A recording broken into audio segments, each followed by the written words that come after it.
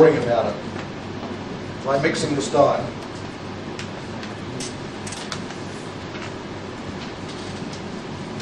So let's talk about plagiarism for a minute, because I've already said you don't do it. Be careful that you don't extract whole sections of somebody else's paper and put them into your work. Software will catch you out. People will find out that you've lifted that material straight across into your paper. You also can't take a paragraph from somebody else's work and put quote marks around it, quotation marks. All right, that's not acceptable in scientific writing. It might be okay in the newspaper, but it's not acceptable in scientific writing, so don't do it. Restructure the text that you want to use into your own words. Rewrite it, restructure it. Often a clever way of doing it is just to reverse the sentences.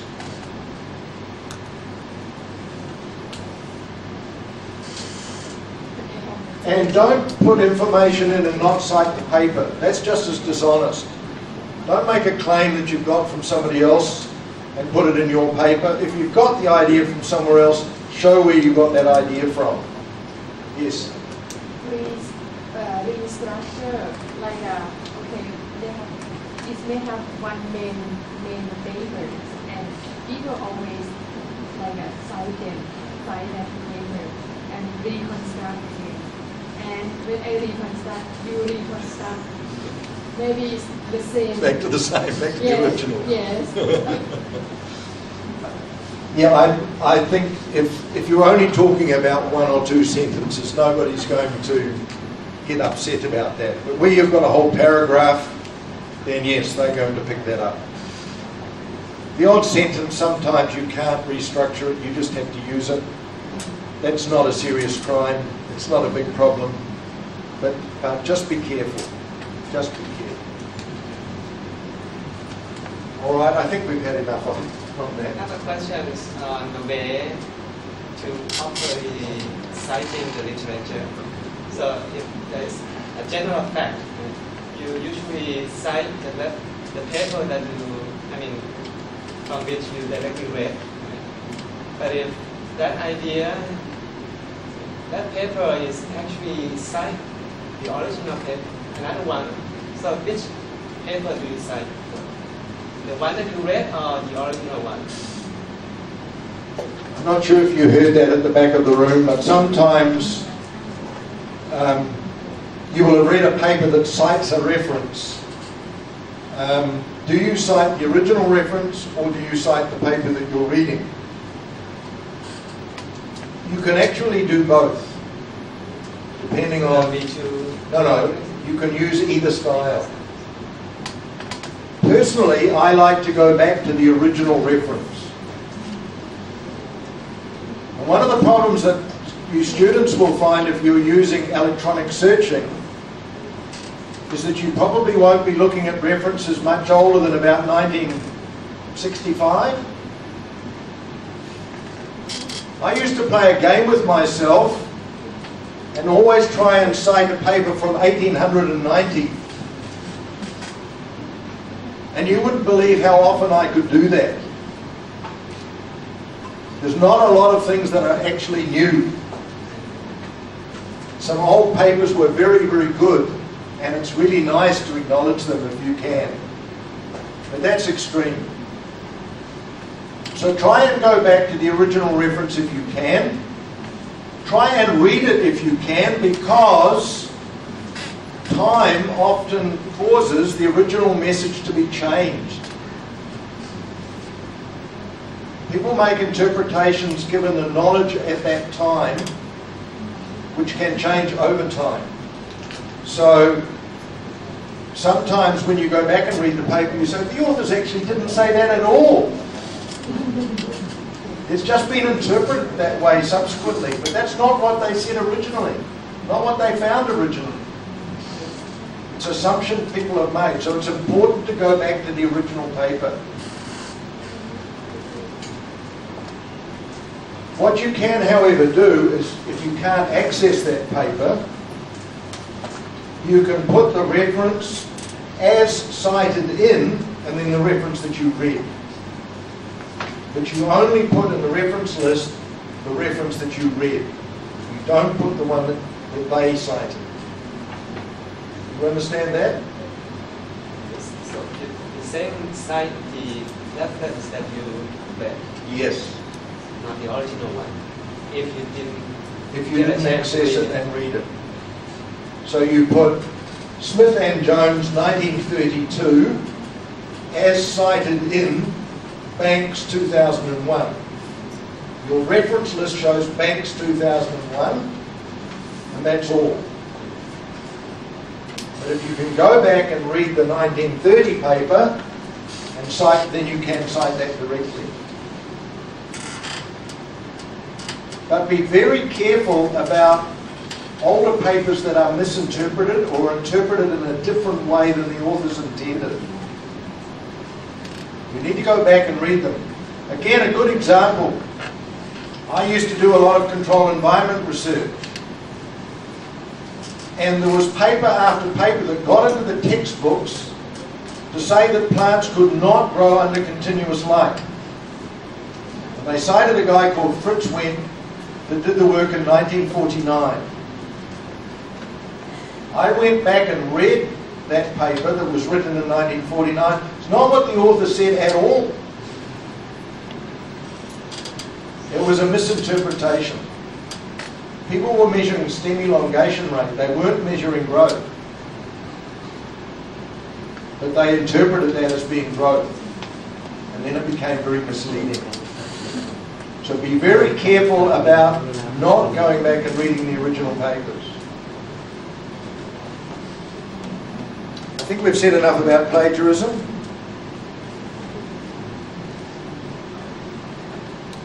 The gap in knowledge, part 3 of that introduction,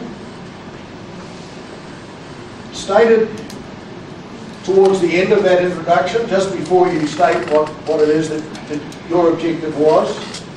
And you can use words like something is not well understood, or it's presently unclear, or better understanding would allow something to happen. Better understanding of papaya responses to nitrogen would allow better fertilizer use or more efficient fertilizer use. Or knowledge of something is of the utmost importance in order to provide a solution to this problem. So you're identifying the gap and you're basing it on the lack of clarity of current knowledge. And finally, towards the end of your introduction, you have your aim or your objective or your hypothesis. And you will use words like, the aim of this study was to, or the purpose of this research was to, or the study was performed to determine something, or the objectives of the present study were, or the hypothesis that is being tested in this reported piece of work is as follows. And you define the hypothesis. It's very simple. It's usually very short, 1 or 2 sentences. And examples 3 and 4 give you some real life examples of that. So like the materials and methods, you only write the introduction once you've decided what you're going to include in the results section. What is the story that you're going to tell? How are you going to structure the introduction to relate to that? So I would suggest that having got your results section sorted out, that you begin with stage 4 and write your aim statement. Why did you do the work? You probably know why, without even referring again to the literature. The aim of the study was to do something. So that's pretty easy to do. It's 2 or 3 sentences, short sentences. Then perhaps you work on Stage 3. What was the gap in the knowledge? Why did you do what you did? And try and write down the need for that further research that you then went on and did. And I've suggested in the information you've got some words that you might think about using to try and define that gap. Then work on stage 1, which sets that global setting the scene statement. Might be 2 or 3 paragraphs, might be a whole page, that's fine. But it's a bit like the materials and methods. It's much easier to write because you're defining known information. And the hard bit is the literature review. But if you've done these others, then the relevant literature that's needed to set the scene will be much more obvious. So do that last, it will take time. Then put the 4 sections together, look at those link words, look at those connecting phrases, and try and make it read nicely from beginning to end.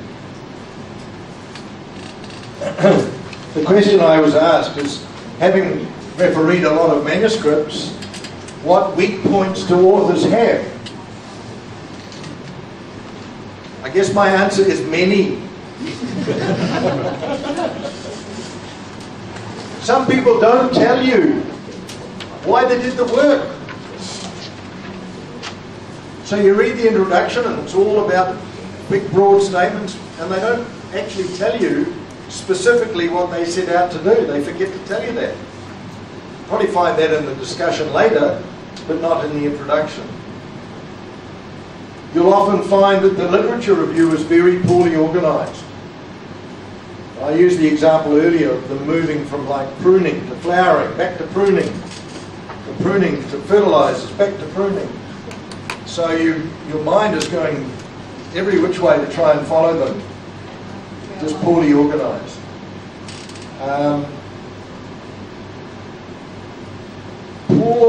Poor access of the literature. You know, if you're a fruit scientist that I am, you know what people have done in the world. And if people are not citing the literature, you know they haven't read up properly. So all of these things, each one of them can be done poorly by different authors. Not just one thing, but all of them. Sometimes there are just too many references in the introduction. Select the right ones, keep some of them for the discussion. You don't need to put them all into the introduction. For myself, I think introduction is very important. Introduction is very important, and it's hard to write in a nice way. That's why the 2 examples I've given you, I think, are very good examples of how you can write a nice introduction. But I think if you think of those 4 sections, those 4 stages, it will make it easier for you. What's the proportion in terms of size among the 4? I don't think that's very critical. And again, I think it depends on the subject area. I've seen a lot of molecular biology papers where the introduction is very, very short indeed, whereas the whole plant biology papers tend to be quite long because a lot of work's been done in the area. But that DNA marker one on hazelnuts, that's a molecular biology paper, and yet there's a lot of text there introducing the subject.